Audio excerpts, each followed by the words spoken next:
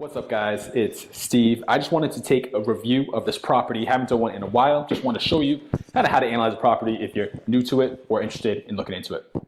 So first, we are looking at a 3-family, and we're going to look at the price. Price is $270, and a key point here is we have one unit that is under market rent, which means they're not paying enough. They are a long-term tenant at $600.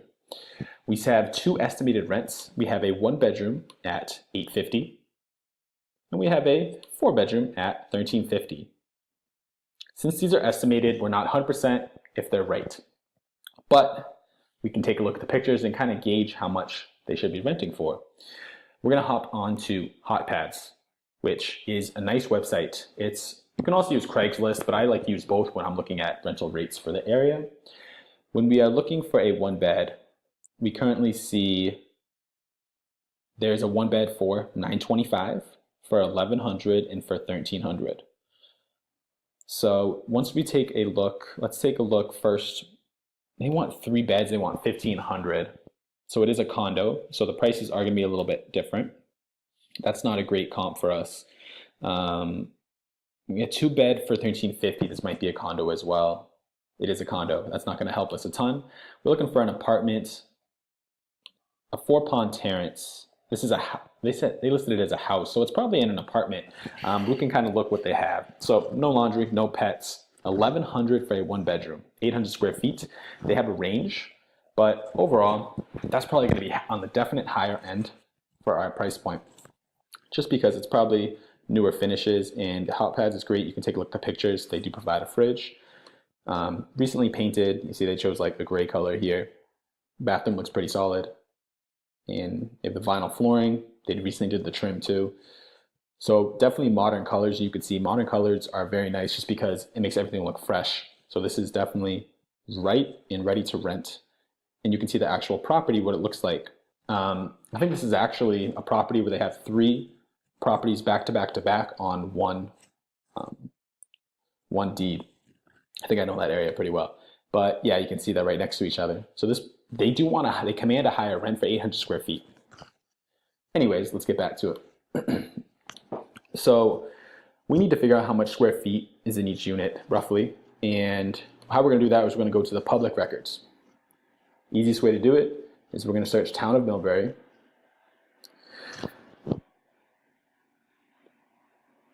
And some of the sites are easier to use. When it's super easy. Some of the towns I know are harder to use, like Northbridge is harder to use, but this is going to be very easy for us to search. And we can all see the owner and what they paid for it. So we're going to go 7 Elm. All right, 7 Elm Street. So first, we're going to see the owner has basically owned the property for a good 25 years. He picked it up for $35K in '93, right? And also we can see he's an absentee owner, and what that means is he does not live in the property. So he is living in Shrewsbury. He's probably just tired and he's made good money on the property, he just wants to sell it. So it also confirms some things for us. So it is they converted a single family home into the property because it's a conversion property, right? Vinyl siding is good. Will last a long time, but we can kind of see here we're dealing with this is how they get their square footage. And the first floor, this is definitely the 4-bedroom, and it is, I can't be right, 1,700 square feet, but that's probably right because it is a single family house. So that's 1,700 square feet, and it looks like the upper story they're giving us 1054 to play with for 2 units. All right. Let's see. Gas heating, which is good. Natural gas heating, and it's a mix of carpet and hardwood. It's also built in 1900, which is super typical for all these multifamily properties, especially Massachusetts. They're built in 1920 or estimated in 1920 to 1940. We don't really need to know too much about the appraised value, but we also see, look, description use 3-fam. That's exactly what we want here. We do not want anything fishy or anything that is not used for apartments and can be divided and used. We're basically looking for not a residential loan. We want to be able to use a residential loan where we can divide it and rent it out, right? So this will give us a good indicator of the property.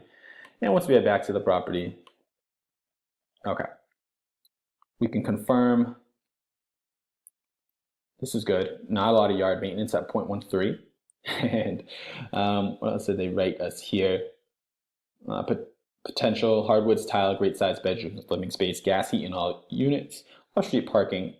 It's also important to consider who's going to be your target tenants with these one-bedroom units. They're likely smaller, so you need to figure out, it's probably going to be a couple or a single person, is who you can really fit. The 4-bedroom you also want to consider might be harder to rent because that is pretty large, and you're likely going to have kids if you're doing 4 bedrooms, because a couple doesn't need 4 bedrooms, and you're going to think family.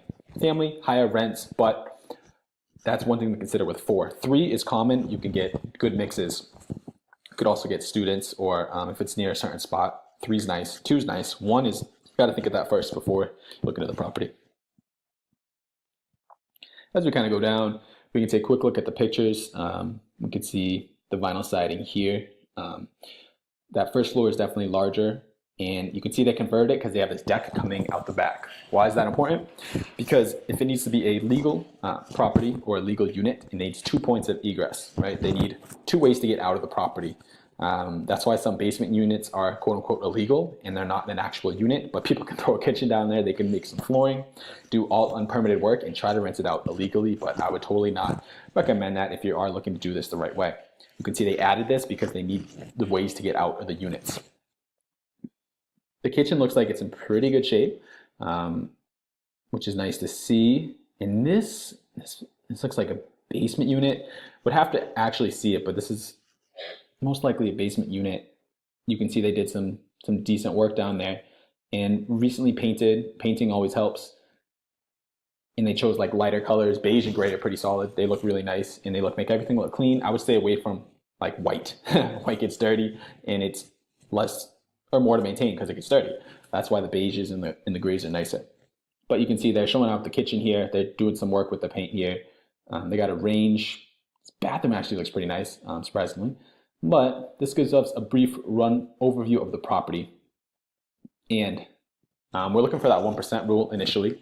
They give us, estimate us $2,800 in rent for a $270 price. So on paper, the estimated rents look good for that $270 price. And one thing, note, I just caught this. This property is priced to sell, right? Being sold as is. So that just means the property, they don't want to make any repairs. They want to sell it, boom, right as is. Take it or leave it. Once you get the inspection, you might need to put some work in, but you got to be comfortable with that, and that's why it's priced accordingly. So a few things here. I just think in general, the projected rents look pretty good, but you need to really factor in a tenant at will under market rent. If they've been there a long time, 15, 20 years, they're likely older, and you need to understand you're going into it. Are you going to raise their rent? Like, what are you going to do? Because the biggest key is being able to inherit tenants and do the right thing. Understand the situation and understand the long-term value of doing it the right way and not just going for eviction from the start, just because if you do that, it could get really ugly. And the Massachusetts laws are very tenant friendly, which is well known, but you want to do your homework if you are self-managing or you plan on hiring a property manager.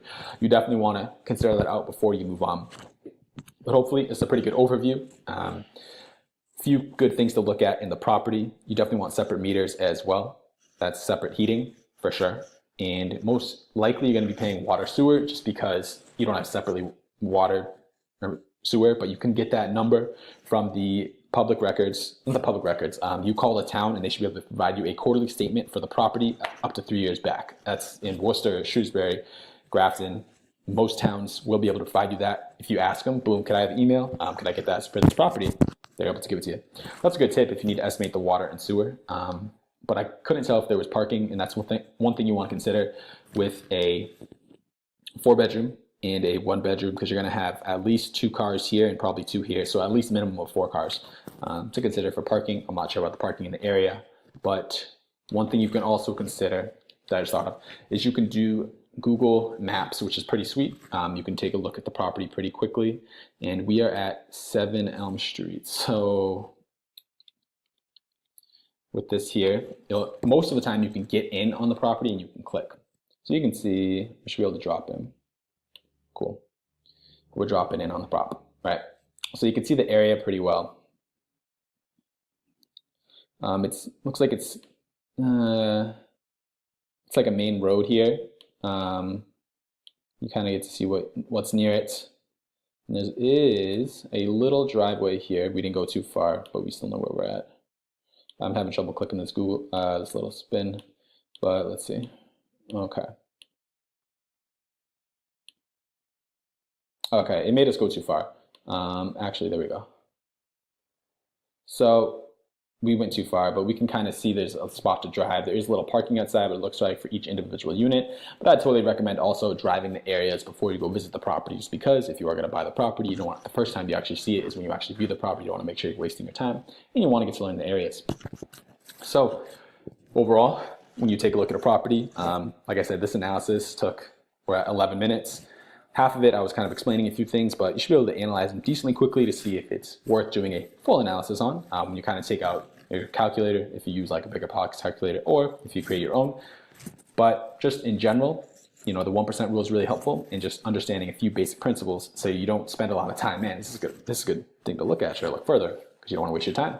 So hopefully you found this helpful. If so, leave a like, leave a comment, and I'll be able to do more of these videos if they're helpful, and catch you in the next vid.